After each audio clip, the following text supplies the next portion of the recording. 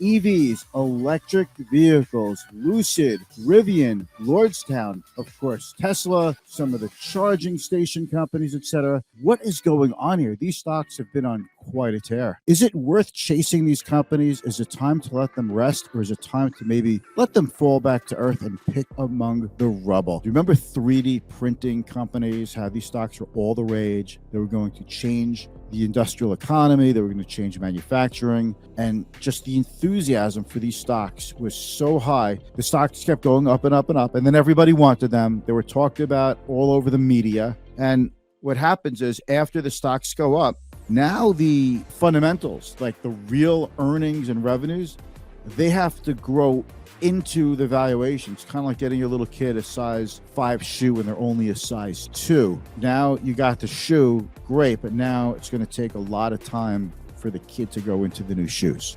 That's my corny analogy. That's what happened with 3D stocks. I think that's happening now with EV stocks, electric vehicles. So are these companies really worth their valuations? Lucid has doubled in the last couple of weeks. Rivian has taken off like a bat out of hell out of its IPO. And Tesla's gone up a lot in the last couple of weeks, although it's backed off in the last couple of days. I just think that Tesla is in a world of its own. But for people who missed Tesla when it was cheap, people see Rivian and Lucid as a way to do something that they missed. But I think these stocks go up a lot, and either you have to now hold on to the stocks, and hopefully the stocks will stay flat while the company's fundamentals takes the next few years to catch up to the price of the stock, to the valuation, or the valuation has to go down to reflect that. Getting to the necessary fundamentals to justify the high valuations is going to take years. And then the stocks just go down and they stay stuck for a while. That's how I look at